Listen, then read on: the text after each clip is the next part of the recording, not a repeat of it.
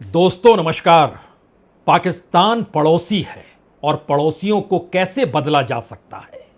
यह सवाल अटल बिहारी वाजपेयी जब प्रधानमंत्री थे तब करगिल और उसके समानांतर आतंकवाद की जो कार्रवाई हो रही थी उसको लेकर उभरा था। और उस वक्त अटल बिहारी वाजपेयी ने यही कहा था, पाकिस्तान पड़ोसी है, बदल नहीं सकते हैं। लेकिन शायद मौजूदा वक्त की परिस्थितियां कुछ हटकर पहली बार बन रही है, क्योंकि जो कुछ जम्मू कश्मीर के भीतर लगातार छापामारी से जब्त होते दस्तावेजों को पढ़ा जा रहा है, जो पाकिस्तान के भीतर की प्रतिक्रिया कश्मीर में काम करने वाले आतंकवादी संगठनों को लेकर उभर रही है, और अंतर्राष्ट्रीय मंच पर आतंकवाद को लेकर जो बड़े सवाल खड़े हो चले हैं, उसमें पहली बार यह सवाल बड़ा हुआ है, पाकिस्तान को पड़ोसी क्यों माना जाए। पाकिस्तान को पड़ोसी इसलिए माना जाए क्योंकि पाकिस्तान में रहने वाले बहुत सारे लोगों के रिश्ते भारत के साथ विभाजन काल के बाद से बने हुए हैं, और भारत के भीतर भी बहुत सारे लोग हैं जिनके रिश्ते पाकिस्तान के साथ बने हुए हैं। तो क्यों नहीं एक ऐसी कार्रवाई की जाए जिसमें हर संवाद खत्म हो जाए। यह संवाद राजनयिक स्तर भर का नहीं है, अधिकारियों के स्तर का नहीं है। यह संवाद सिर्फ बंदरगाहों के बंद करने या फिर हवा यात्रा भी भारत के आसमान के ऊपर से ना करने भर का भी नहीं है। और ये दोनों देशों के बीच आयात निर्यात यानी बिजनेस को भी बंद करने भर का नहीं है। यह निर्णय तो दरअसल चिट्ठी पत्री और पार्सल के जरिए जो भी चीजें एक दूसरे देश में लोग अपने रिश्तेदारों को भी बेचते होंगे उसको भी कट करने का है, उसको भी खत्म करने का है। और यह पहली बार अपनी तर्ज पर यह सोच धीरे धीरे बड़ी हो चली है। आतंकवाद के खिलाफ कार्रवाई तो इससे पहले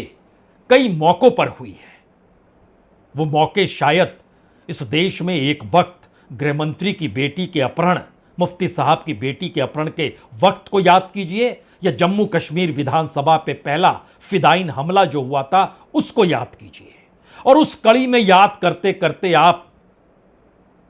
मुंबई पर होने वाले अटैक तक भी पहुंच जाइए।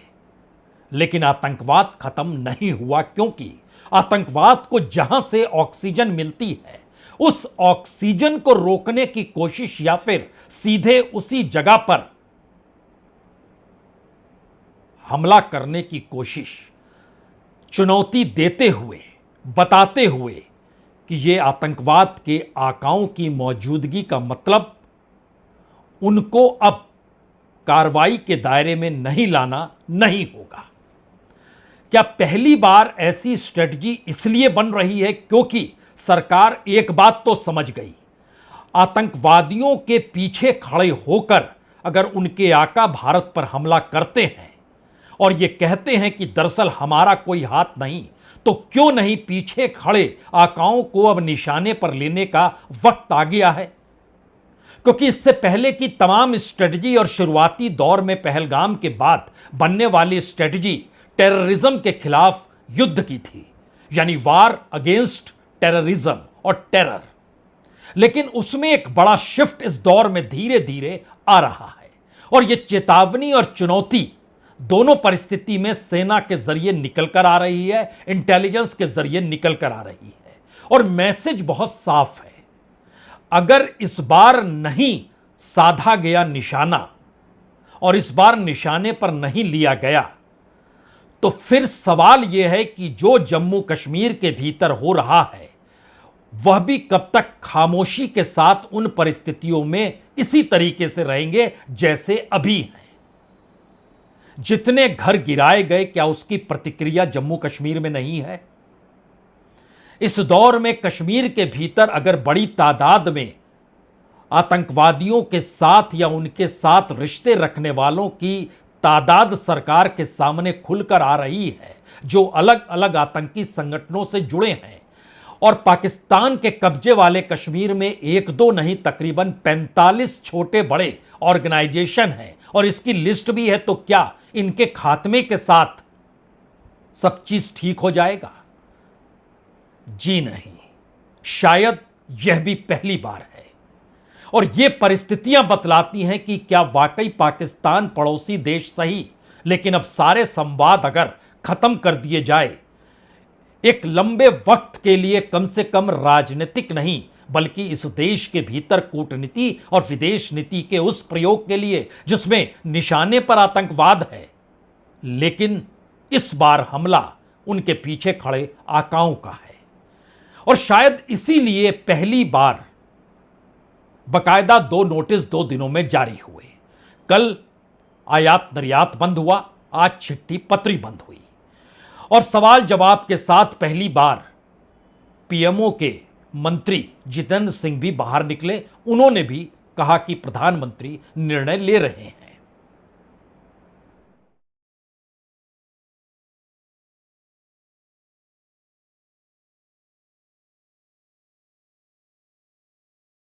तो समझता हूँ कि जो भी प्रधानमंत्री जी फैसला लेंगे वो मुल्क और अवाम की बहबूदगी के लिए, हमें उसमें ज्यादा बात करने की जरूरत नहीं है, आउट ऑफ टर्न बात करने की जरूरत नहीं, क्योंकि होम मिनिस्ट्री के बाद, डिफेंस मिनिस्ट्री के बाद कुछ एक ऐसी रिपोर्ट्स होती है जो शायद हमारे पास, आपके पास ना हो। जो भी फैसला किया जाएगा देश हित में, राष्ट्र हित में किया जाएगा। यानी पहले स्तर पर संवाद पूरे तरीके से खत्म कीजिए और जब आप संवाद को खत्म करेंगे तो उसका अगला सवाल टेक्नोलॉजी के साथ जुड़ेगा। यानी भारत और पाकिस्तान के बीच जो संवाद की परिस्थिति टेक्नोलॉजी के जरिए है, वो मोबाइल हो सकता है, वो इंटरनेट हो सकता है, तो उस दिशा तक बढ़ा जाए या ना बढ़ा जाए या उसके पहले कार्रवाई की जाए। अमरनाथ यात्रा 1 महीने के बाद शुरू हो रही है। उससे पहले की परिस्थितियों में बहुत सारी चीजें ठीक करनी है, क्योंकि बार बार यह सवाल है कि आतंकवादियों पर हमला, टेररिज्म पर अटैक, टेररिज्म के खिलाफ वार, तो एक लंबी चौड़ी फहरिस्त इस दौर में सरकार के पास भी है और उस फहरिस्त के भीतर जो हम जिक्र कर रहे हैं उसमें लश्कर तैयबा का भी जिक्र होगा, उसमें मुस्लिम यूनाइटेड आर्मी का जिक्र भी है, अल जिहाद का जिक्र भी है, अनुसूरल इस्लाम का जिक्र भी है, तहरीके तालिबान पाकिस्तान का जिक्र भी है, हिजबुल मुजाहिदीन का जिक्र भी है, हरकतुल अंसार का जिक्र भी है। हरकतुल मुजाहिदीन जो पहले नाम था, अब अंसार जो उससे पहले था, उनके भी नाम है, अल बदर भी नाम है, जमायतुल मुजाहिदीन का नाम भी है, लश्कर जब्बार का नाम भी है, अल बर्क का नाम भी है, तहरीक उल मुजाहिदीन का नाम भी है, Jammu Kashmir national liberation army का जिक्र भी है, रेसिस्टेंस फोरम का नाम भी है, मुस्लिम जनबाज फोर्स का भी है, कश्मीर जिहाद फोर्स का भी नाम है, अल उमर मुजाहिदीन का नाम भी है, जम्मू कश्मीर लिबरेशन फ्रंट का नाम भी है,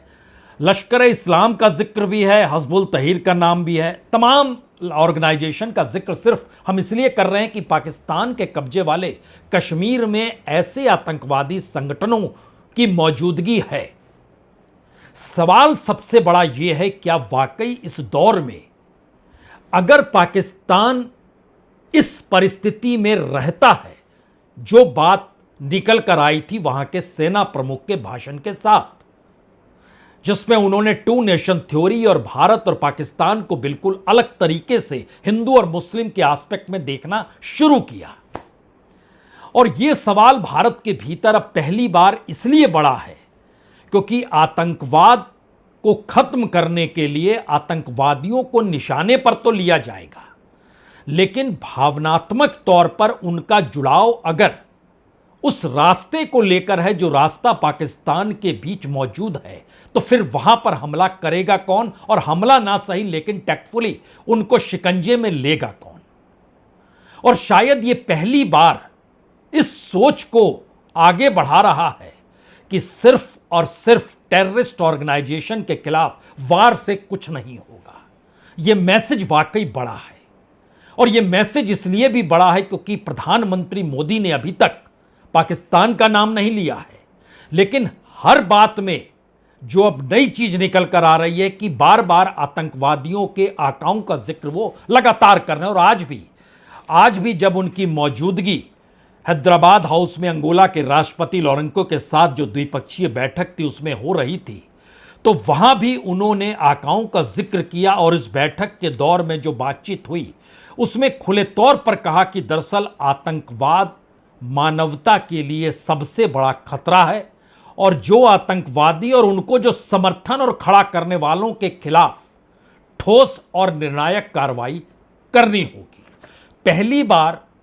पीएमओ के मंत्री सामने आते हैं, पहली बार अंतर्राष्ट्रीय तौर पर एक देश के राष्ट्राध्यक्ष के सामने आतंकवादी और समर्थन करने वालों के खिलाफ ठोस और निर्णायक कार्रवाई का जिक्र करते हैं। और इन सब के बीच जो इस मुलाकात को अगर आप समझे तो जम्मू कश्मीर के मुख्यमंत्री उमर अब्दुल्ला दिल्ली पहुंचते हैं, प्रधानमंत्री से पहली बार पहलगाम की घटना के बाद मुलाकात करते हैं। मुलाकात के बीच में पहली बार फारूक अब्दुल्ला इस बात का जिक्र करते हैं कि क्यों नहीं पाकिस्तान के खिलाफ एक बड़ी कार्रवाई होने की जरूरत है, क्योंकि उनकी अपनी आवाम के भीतर जो वहां पर आक्रोश बलूचिस्तान में है, जो सिंध में है, जो सिंध के साथ साथ वहां पर जो खास तौर पर नॉर्थ वेस्ट फ्रंटियर में जो पख्तूनों की मौजूदगी है, यानी पाकिस्तान एक ऐसी स्थिति में फंसा हुआ है जहां पर वो अपनी आवाम को भी सुकून नहीं दे पा रहा है। तो क्या ये मौका इस बात का नहीं है कि अब बहुत हो गया? ये बात जम्मू कश्मीर से निकल कर आ रही है, मुख्यमंत्री दिल्ली में मिल रहे हैं, फारूक अब्दुल्ला वहां बैठकर कह रहे हैं, लेकिन इन सब से पहले जम्मू कश्मीर के हालात को परखें और पाकिस्तान का बताएं। प्रधानमंत्री जब आप अंगोला के राष्ट्रपति के साथ जब संवाद कर रहे थे तब उन्होंने क्या कहा?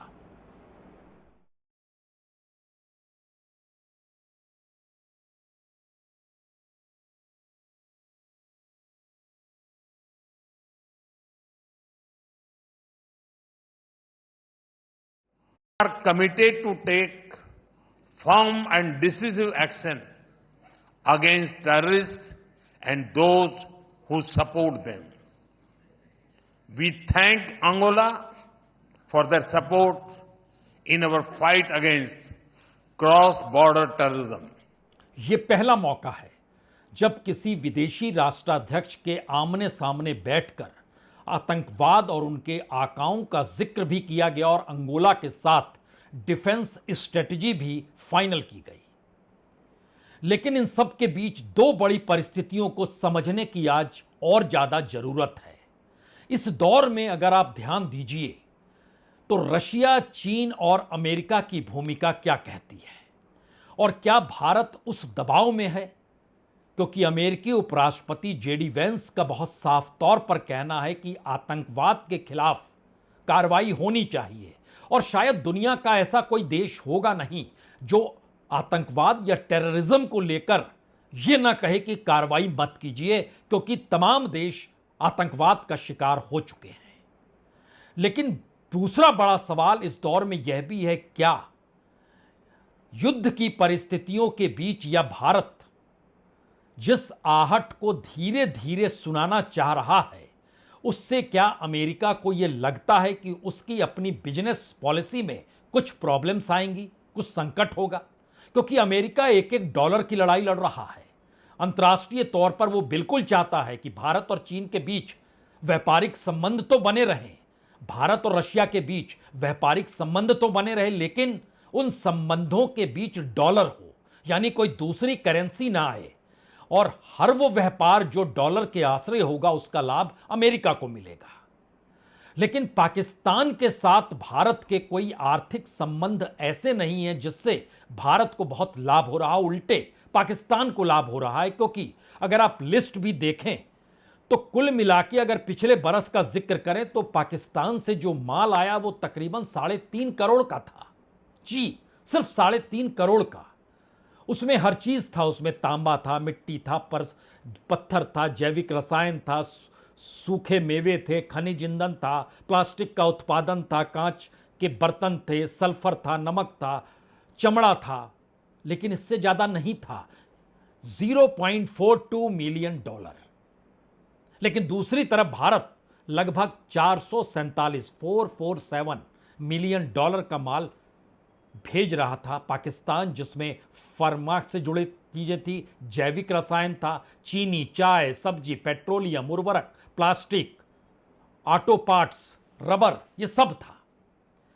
तो इन दोनों देशों के आर्थिक संबंधों में भारत को कुछ नहीं चाहिए, ज्यादा पाकिस्तान को चाहिए था। यह पहली बात है। दूसरी बड़ी बात, क्या वाकई चीन व्यापारिक परिस्थितियों में भारत के ऊपर कुछ नकेल लगाएगा? वो चीन पाकिस्तान के साथ खड़ा हो जाएगा? क्या वाकई रशिया भारत के साथ खुलकर हथियारों के साथ खड़ा हो जाएगा? क्या वाकई अमेरिका खुलकर साथ देगा? बिल्कुल नहीं, ऐसी कोई परिस्थिति नहीं है। बड़ा सवाल यह है भारत के सामने स्ट्रेटजिकली जिन चीजों पर अब धीरे धीरे एक एक कदम बढ़ रहे हैं, वो ये है कि आतंकवाद के खिलाफ वार तो हो, लेकिन आतंकवाद का दायरा पाकिस्तान की सेना तक पहुंचाने के पुख्ता सबूत भी रहें, और सबूत के साथ साथ यह परसेप्शन भी अंतर्राष्ट्रीय तौर पर डेवलप हो, जहां पर इन बातों का खुले तौर पर जिक्र होने की जरूरत है कि अगर कश्मीर के भीतर मिले दस्तावेज और पाकिस्तान के कब्जे वाले कश्मीर में ऑर्गेनाइजेशन संगठनों की मौजूदगी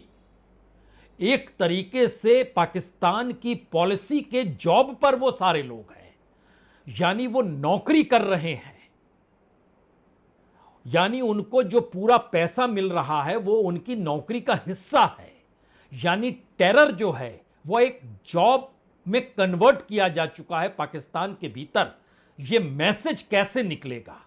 और इस मैसेज को निकालने के लिए आपको उस परसेप्शन को भी डेवलप करना है, और इसके लिए पुख्ता सबूत भी चाहिए। और ऑर्गेनाइजेशन की लिस्ट, और जो जम्मू कश्मीर के भीतर खास तौर से घाटी में जो इस दौर में छानबीन हो रही है, उससे मिलने वाले दस्तावेज ये बता रहे हैं, और सेना इस हरकत में है कि शायद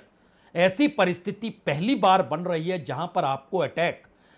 कश्मीर के भीतर बैठे आतंकवादी या पीओके के भीतर बैठे आतंकवादी संगठनों के अड्डों से ज्यादा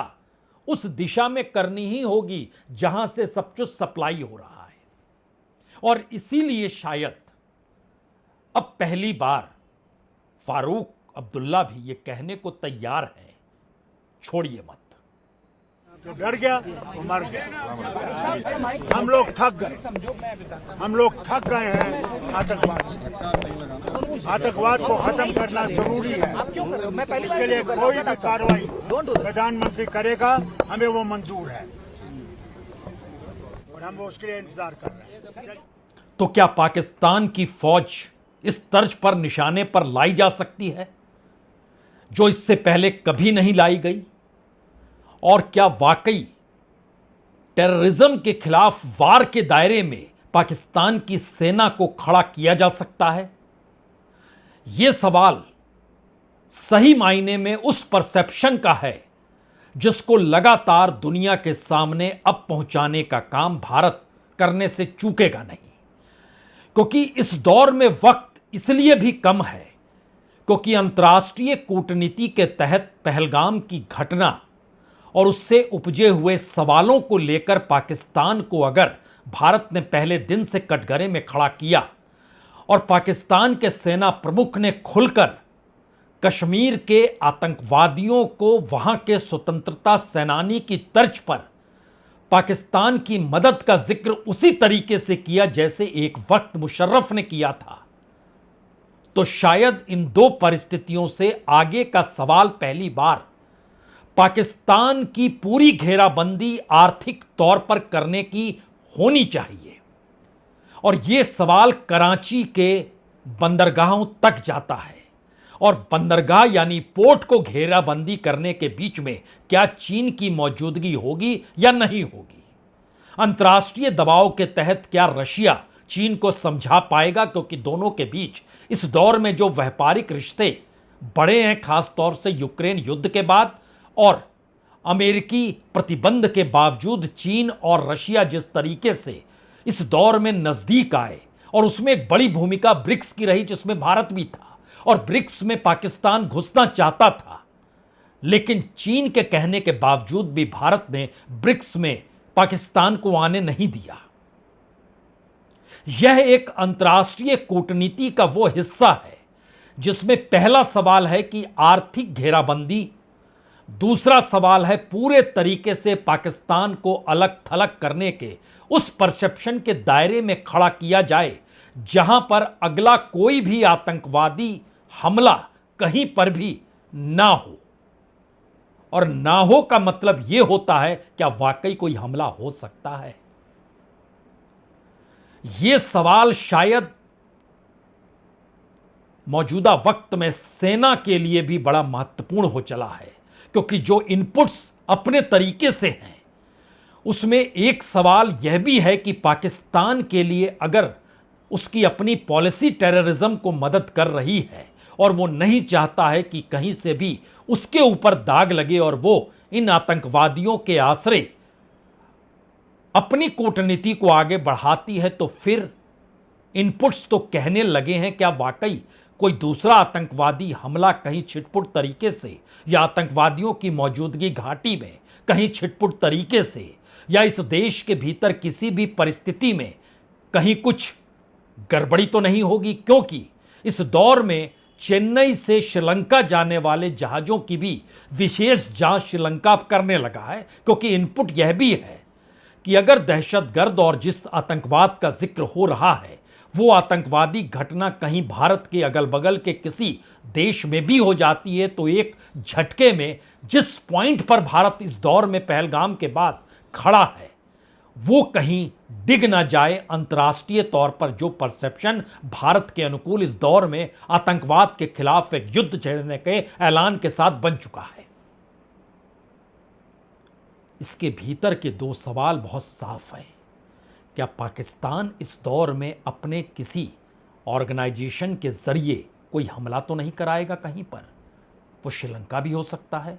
वो भारत का कोई क्षेत्र भी हो सकता है। मैसेज एक क्षण के लिए डाइल्यूट हो जाएगा और हर कोई लड़ाई आतंकवाद को लेकर लड़ने लगेगा और पाकिस्तान उससे हाथ खींच लेगा। दूसरा बड़ा सवाल, जो इनपुट्स मिल रहे हैं वो इनपुट्स क्या ये वाकई बता रहे हैं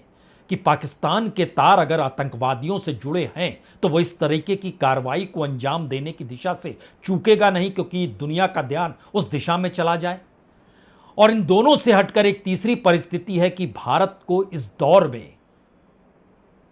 खुले तौर पर अंदेशा बहुत साफ है कि इस परिस्थिति में अगर चूक गए तो फिर मुश्किल होगी। यूं भी 22 अप्रैल के बाद एक लंबा वक्त गुजर चुका है और यह लंबा वक्त स्ट्रेटजिकली नहीं बल्कि देश के भीतर की अंदरूनी राजनीति को लेकर हो सकता है, क्योंकि जब आप उस दिशा में अपनी स्ट्रेटजी बनाते हैं तो उसमें एक लंबा वक्त तो लगता है और वो तकरीबन 1 महीने का वक्त होता है। उस 1 महीने की मियाद आप कह सकते हैं 22 मई को पूरी होगी, क्योंकि जो अलग अलग खांचों में अलग अलग तरीके से जितने भी इनपुट्स आते हैं उसमें कम से कम 15 दिन के बाद चीजें सक्रिय होनी शुरू होती है। और 15 दिन स्थिति अगर आज आप देखिएगा तो अगले 48-72 घंटों के बाद वो 15 दिन हो जाएंगे। यानी इन 48 और 72 घंटों के बीच में क्या वाकई सरकार निर्णय की स्थिति में पहुंच जाएगी, और उसके बाद वो कौन सी स्थिति होगी, कैसी स्थिति होगी। लेकिन तत्काल के 3 बड़े परसेप्शन खुलकर उभर चुके हैं। पहला परसेप्शन, आप किसी भी हालत में टेररिज्म को खत्म करने के लिए आतंकवाद के खिलाफ किसी युद्ध का ऐलान करके आतंकवाद को खत्म नहीं कर सकते हैं जब तक उसके पाइपलाइन को आप ब्रेक नहीं करेंगे। दूसरी बात, अगर वो पाइपलाइन किसी स्टेट की पॉलिसी है, जो जिक्र बार बार सेना प्रमुख के भाषण के बाद पाकिस्तान की पाइपलाइन की दिशा में जा रही है, तो आप उस पाइपलाइन को काटेंगे या उस पाइपलाइन की सप्लाई रोकने के लिए सीधे वहीं पर पहुंच जाएंगे। और तीसरा सवाल, अंतर्राष्ट्रीय तौर पर दुनिया का कोई देश इस परिस्थिति में अगर खड़ा होता है तो माना जाएगा कि वो टेररिज्म के साथ खड़ा है। यह परसेप्शन भारत की पहली जरूरत कम से कम इस दौर में चीन को लेकर तो बनी है, क्योंकि चीन ने हर मौके पर यूनाइटेड नेशन तक में उन आतंकवादियों का साथ दिया जो पाकिस्तान की जमीन पर थे और भारत में अटैक कर रहे थे, उसमें चाहे जैश-ए मोहम्मद का जिक्र हो या लश्कर का जिक्र। आखिरी बात, क्या वाकई अगले 48 से 72 घंटे महत्वपूर्ण है? शायद हां। क्या वाकई जो होना है वो एक स्ट्रेटजी के तहत 1 महीने के भीतर की परिस्थितियों का एक वक्त होता है, उस दिशा में बढ़ रहे हैं? शायद हां। और तीसरा बड़ा सवाल है, क्या वाकई इस दौर में अंतर्राष्ट्रीय कूटनीति जिस तर्ज पर काम कर रही है उसमें भारत ने दुनिया को एक संदेश दे दिया है, खास तौर से उन देशों को, कि आपके लिए पाकिस्तान कहीं से लाभदायक नहीं है, स्ट्रेटजिकली भी सही। शायद उस दिशा में काम हो रहा है और उसके लिए अभी कुछ वक्त और चाहिए, शायद। हाँ, बहुत बहुत शुक्रिया, बहुत बहुत शुक्रिया।